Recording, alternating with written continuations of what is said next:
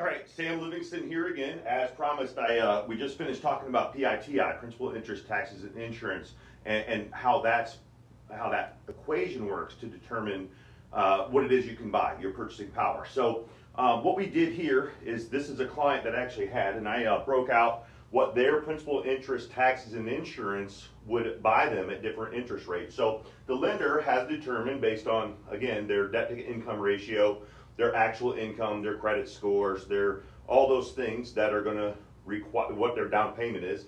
And what he came up with was they have a monthly affordability of the principal, interest, taxes, and insurance, all calculated up, and the sum of that could equal up to $1,515.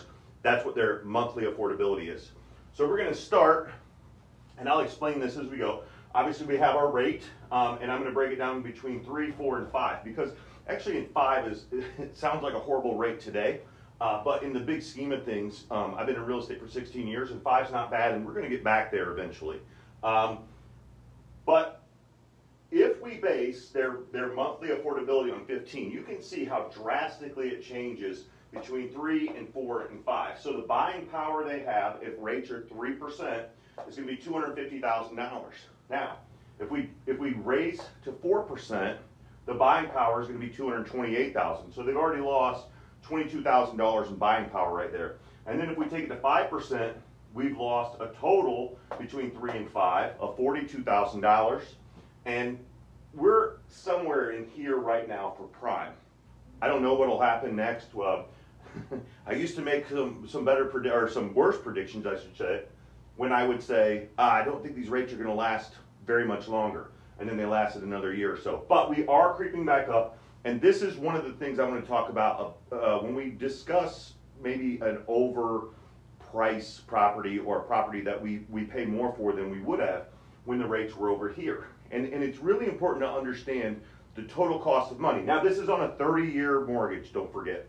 So when we look and break things down in a 30-year mortgage, and you look at the amortization schedule, one thing that happens is typically the interest payment is going to be higher than the principal payment when you start. And every payment thereafter, the interest should go down just a little bit, and the principal should go up just a little bit.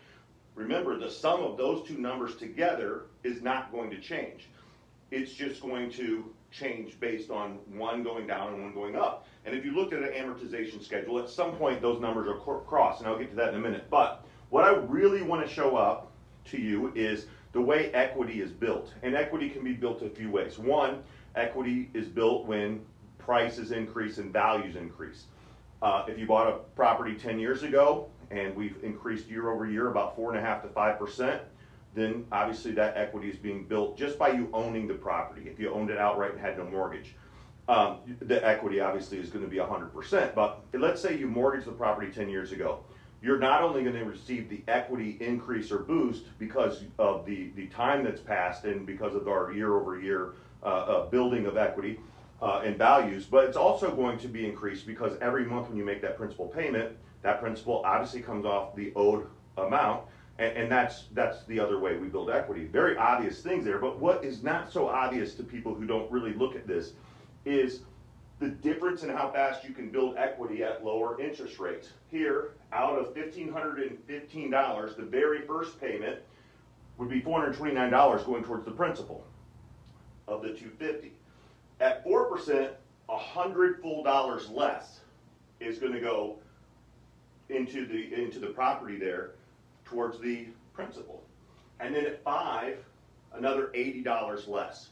So when you look at how that works, you're going to build equity much faster here. And it's easy to see if you have amortization charts exactly where those crossovers are. So I broke it out for you a little bit. Over the life of a 30-year loan, if you keep the property for the full 30 years, your total interest payment on $250,000 would be $129,000 in some change. If you take that up to 4, you're going to pay roughly another $33,000. And if you take it up to 5, you'll pay a total of about $63,000 more. So you can see how much difference. And what I want to do here is that cost to value ratio. 51% of the overall sales price you're also going to put in to pay the interest if you keep the life of the loan. 65 here, and 77.5 here. So why is it important to understand that? If we're in a market right now that's a little bit starved for inventory, so prices are increased, we're in multiple offers, so people are willing to pay more. And it doesn't hurt as bad because of our interest rates. Now, if you're going to be in the property for any length of time, that's when it becomes important. The last thing I did here was I did a crossover amortization date.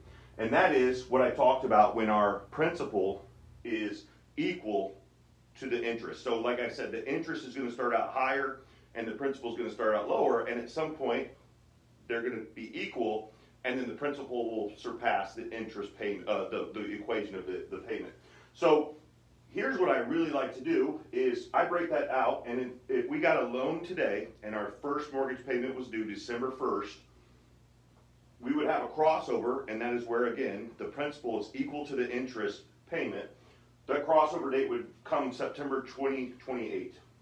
If we go to 4%, you can see it drags it out a little bit longer, actually a good bit longer, almost 6 years longer, and it would take to July of 2034, and then on 5%, December of 2038. So you can see hopefully why it's not necessarily a bad thing to overpay by a few $1,000s or even $20,000 in this particular market if you're getting a really low interest rate. Now, what's going to probably happen, and this again is it's a guess, but it's an educated guess because we can see trends, and we know that affordability is not going to change too much in a normal and flat economy, or an economy that doesn't change tremendously. That may or may not stay true or happen for the most of us, but let's say that the affordability and what we earn is going to be pretty regular.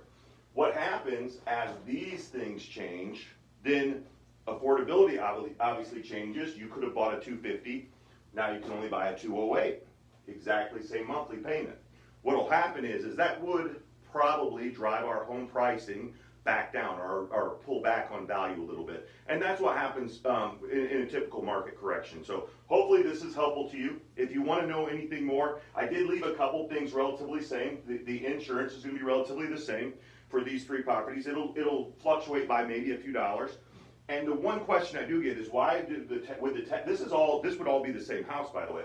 Why would the taxes fluctuate so much? Well, because when we increase, and we're seeing it in Cuyahoga County especially right now, they're hammering people on the tax valuation because people have driven the prices up by being in an inventory-starved market. Property values are going up commensurate with the property prices. Price doesn't always mean value, but auditors think that it is, and they're going to make sure that they get their pennies. So that's what happens on these properties. That's why the taxes will also go down a little bit. The most important thing really though is these two bands, and that's where we can see exactly how that interest payment affects the principal payment. So hopefully this was helpful to you. If you have questions, you can reach out to me at any time. My number is 216-659-1540, or you could reach me on Facebook, you can reach me on Instagram, you can reach me on LinkedIn or YouTube. So hopefully that's helpful. If you have any questions, please reach out.